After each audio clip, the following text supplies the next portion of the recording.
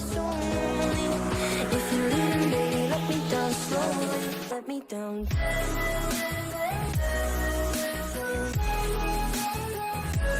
Let me down.